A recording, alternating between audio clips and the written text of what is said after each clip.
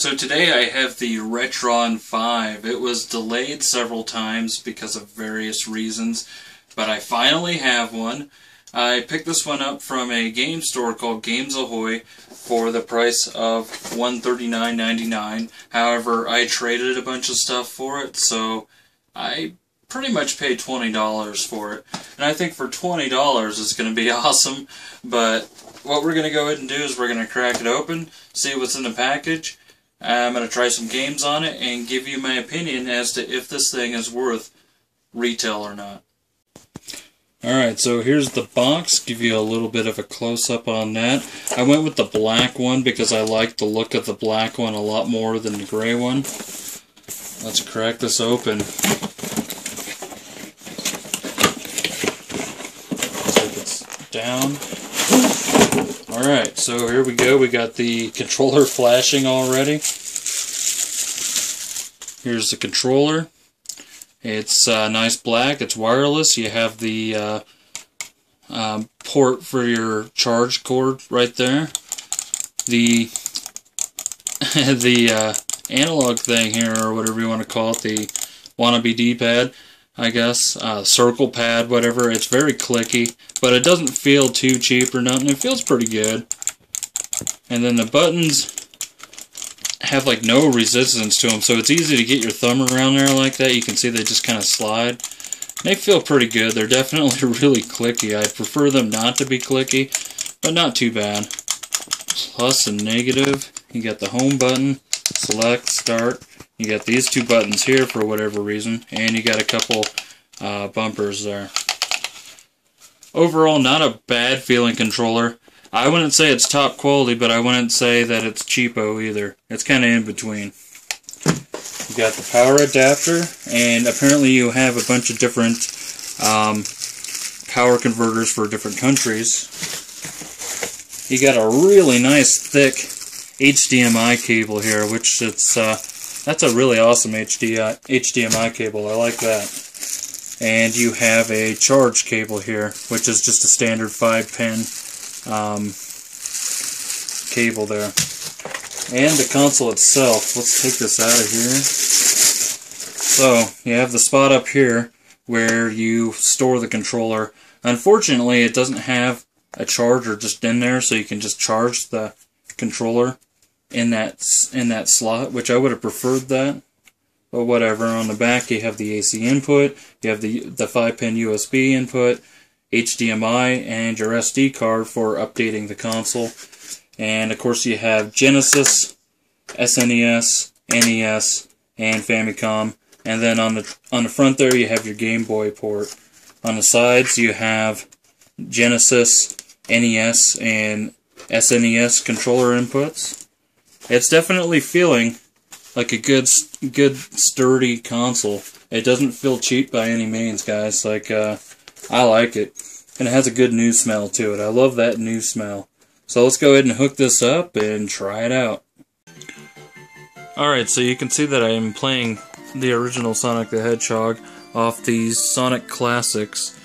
And it works great. Not only does it work great, it looks great. Here's all the games that I tried out on it. So you got Mario Kart for the Game Boy Advance, and it works great. Double Dragon. And this is interesting. When I got to Devil World, not only does it work great in the Famicom port, but it also works great using the 60-pin to 72-pin converter at a gyromite. And when you put it in to the NES slot with the converter, it actually resumes your game from the Famicom port. So I thought that was super cool. And here's Michael Jackson's Moonwalker, that works. Grindstormer works. Even Virtua Racing works. Legend of Zelda, Flawless. All these games work. There's Famicom, Super Mario Brothers, Final Fight, the original Super Famicom version, Star Fox, Super Mario World. They all work great.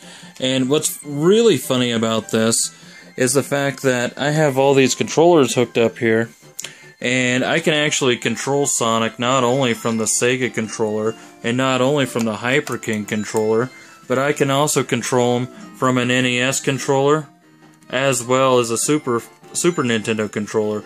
And so I thought that was pretty awesome. If you haven't played Sonic the Hedgehog using a Nintendo controller, you probably should.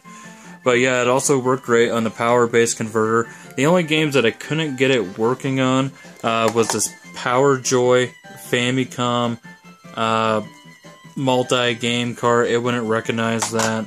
And it also wouldn't recognize Funny World and Balloon Boy, which is an unlicensed game. Anyhow, guys, I think I'll go ahead and give you my final thoughts. Alright, so after playing a bunch of games on it, trying out the controller and everything, and seeing what this thing is all about, I gotta say that there's some pros and there's some cons. First off, we'll start with the cons. There's only one controller, which I think is a total failure. Why is there only one controller? I need 2 controllers at least. And then this thing. I don't really like this thing right here. Like, I think they should have gone with a D-pad, because every console that is on here originally had a D-pad, right? And I noticed that it's kind of unresponsive in some games. And it just, I don't know, man. I don't really care for that. The buttons are good enough, but this controller part, not really digging that all that much. Another con would be that the power adapter cord is really short, so you're probably going to have to use an extension cable on it. The other cons is it didn't read the unlicensed games, and honestly, I don't need to know what the title is on the screen. I just need it to work. Okay. As far as any other cons go, it says in the instruction manual that you press the button to turn it on. You actually got to hold the button for a few seconds before this bad boy turns on. And that was confusing at first, because at first I thought that I had a defective unit. But no, you got to hold that power button, not press it. But of course, the pros definitely outweigh the cons. I really love that you can hook the original controllers up, and I love it even more that you can use different controllers on different consoles. Like, you can use Nintendo on Genesis, you can use Genesis on Super Nintendo, and you can use Nintendo or Genesis or Super Nintendo on Game Boy games and Game Boy Color games and whatnot. And so that's really cool. The video looks really good, guys. Like, it looks super duper good. I love all the filters and everything.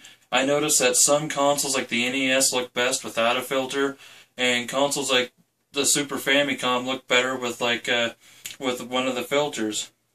Overall, I think this is a really good build. I'm really happy with it.